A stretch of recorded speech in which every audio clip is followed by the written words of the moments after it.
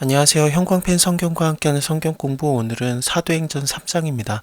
제9시 기도 시간에, 제9시는 오후 3시인데 예수님께서 십자가 지시고 죽으시는 시간이 제9시이기도 하고, 나중에 좀 고넬료의 얘기가 나오게 되면은 고넬료가 제9시에 기도하고 있을 때 응답을 받고 이런 일들이 있어요. 그래서 좀 많이 의미가 있는 시간입니다. 어쨌든 이 시간에 베드로와 요한이 성전에 올라가는데, 나면서부터 안진뱅이 된 자를 사람들이 메어 갖고 옵니다.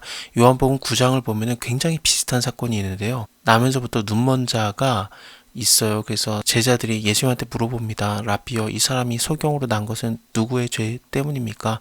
자기 죄 때문입니까? 아니면 그 부모 때문입니까? 예수님께서 대답하시되, 이 사람이나 그 부모가 죄를 범한 것이 아니다. 그에게서 하나님의 하시는 일을 나타내고자 하심이라. 그러면서 이 사람이 나면서부터 눈멀었던 것은 하나님이 그 하시는 일을 나타내기 위함이었던 겁니다.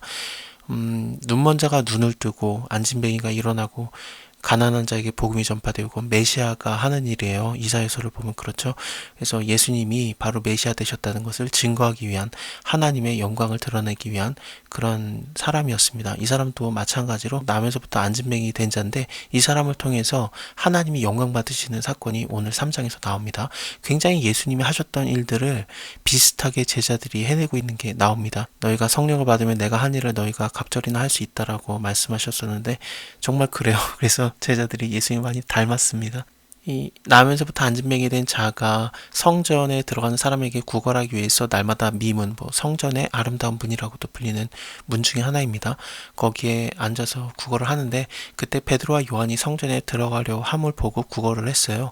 베드로가 요한으로 더불어 주목하여 가로되, 우리를 보라 하니 그가 저희에게 무엇을 얻을까 해서 바라보는데, 베드로가 가로되, 은과 금은 내게 없거니와 내게 있는 것으로 너에게 주노니 곧 나사렛 예수 그리스도 이름으로 걸어라 하고 오른손을 잡아서 일으킵니다. 발과 발목에 힘을 얻고 뛰어서서 걸으며 그들과 함께 성전으로 들어가면서 걷기도 하고 뛰기도 하고 하나님을 찬미합니다. 성전에 들어갔다라는 게 저는 되게 크게 와닿았어요. 왜냐하면은 이 안진뱅이 됐던 자는 남에서부터 안진뱅이였기 때문에 성전에 들어갈 수 없습니다. 구약의 율법에 의하면은 좀 몸에 좀 아픔이 있는 사람은 성전에 들어가는 것이 안 되거든요. 그래서 늘 문 앞에까지밖에 있을 수 없었고, 또 성전 문 앞에 앉는 이유도 구걸하기 위한 거지 하나님을 찬미하고 하나님 예배하기 위한 거는 아니었던 것 같아요. 여기서 제일 좀 구걸이 효과적이었기 때문에 앉아 있었던 것 같긴 한데, 사람들도 많이 왔다 갔다 하고 또 선한 마음을 좀 베풀려고 하는 사람들이 많을 테니까요. 근데 이제는 자기가 들어갈 수 있는 거죠. 자기가 들어가기도 하고 또 하나님을 이제 저절로 찬미할 수밖에 없는 겁니다.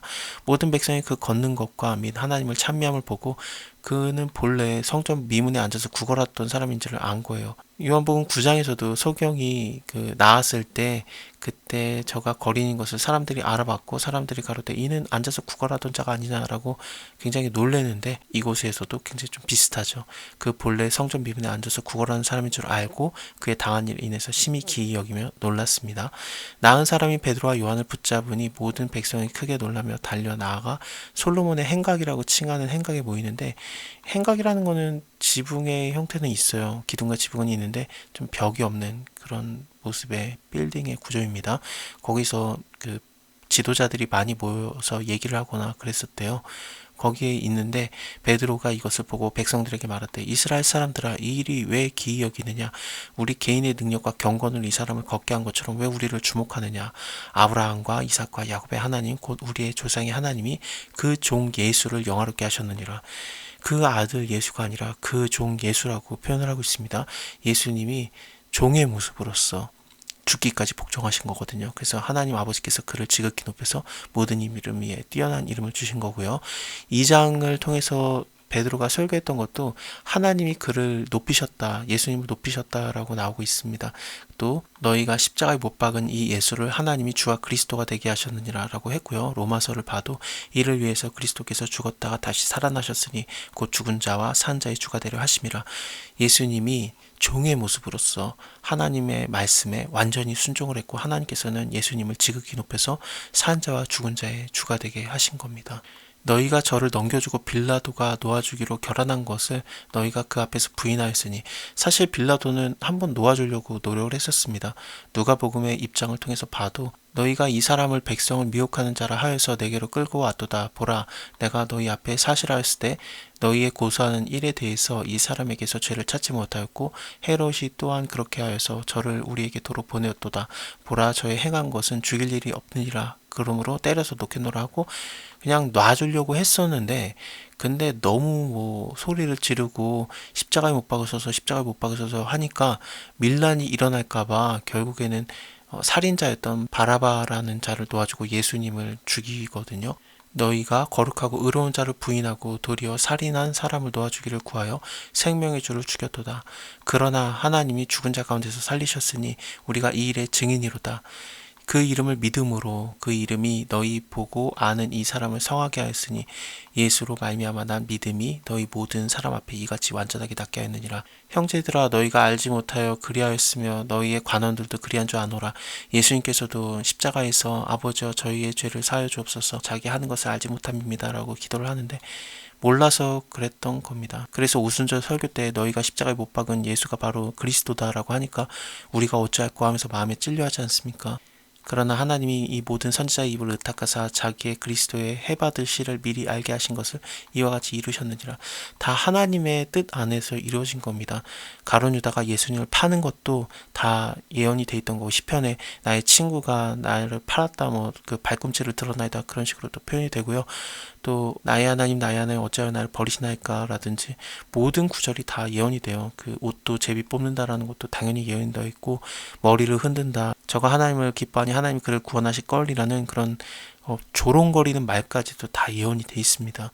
그것이 그냥 이루어진 겁니다. 하나님 말씀하신 건 반드시 이루어집니다. 빛이 있으라 말씀하시면 그 말씀대로 빛이 있고 보시기 좋았던 것, 이런 것들을 생각할 때 하나님 말씀대로 이루어지는 것은 너무나도 선하고 아름답고 보시기 좋은 것입니다. 보시기 좋다라는 것은 마음이 기뻐하다라는 뜻입니다. 하나님 기뻐하시는 것이요. 그러므로 너희가 회개하고 돌이켜서 너희의 죄 없이 함을 받으라. 이같이 하면 유쾌하게 되는 날이 주 앞에서 이를 것이다. 또 주께서 너희를 위해서 예정하신 그리스도 곧 예수를 보내시리니 하나님이 영원 전부터 거룩한 선지자 입을 의탁하여 말씀하신 바 만유를 회복하실 때까지는 하늘이 마땅히 그를 받아두리라. 모세가 말하되 주 하나님이 너희를 위해서 너희 형제 가운데서 나와 같은 선지자 하나를 세울 것이니 너희가 무엇이든지 그 모든 말씀을 들을지니라 라고 했는데, 이거는 신명기 18장에 나오는 말이에요. 15절부터 19절까지의 내용이 다 그런 내용입니다. 모세와 같은 선지자 하나를 세운다. 이건 당연히 예수님을 얘기하는 겁니다. 선지자가 되게 많았죠. 근데 그 선지자들은 모세랑 같은 급으로 두면 안 돼요. 모세는 모든 선지자들의 최고 중에 최고로 쳐지는 자입니다. 다윗도 선지자로 쳐도 모세만큼은 아니고, 엘리야, 엘리사, 이사야 다 모세만큼은 아니에요. 엘리야도 그냥 많은 선한 선지자 중에 한 명 정도지 모세급은 아닙니다. 그렇다고 모세가 예수님급은 아닙니다. 하지만 모세가 말하는 나 같은 선지자 하나가 일어서게 된다, 이거는 당연히 예수님을 향한 말이고요. 그의 말을 들어라. 안 들으면 멸망받는다. 또한 사무엘의 때부터 옴으로 말한 모든 선지자도 이때를 가리켜 말하였느니라. 너희는 선지자의 자손들이요 또 하나님이 너희 조상으로 더불어 세우신 언약의 자손이다. 아브라함에게 이르시기를 땅 위의 모든 족속이 너의 씨를 인해서 복을 받으리라.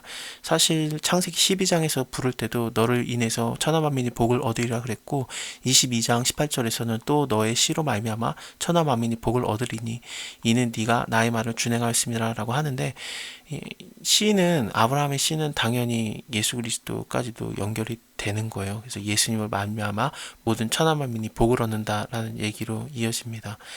하나님이 그 종을 세워서 복 주시려고 너희에게 먼저 보내사 너희로 하여금 돌이켜 각각 그 악을 버리게 하셨느니라.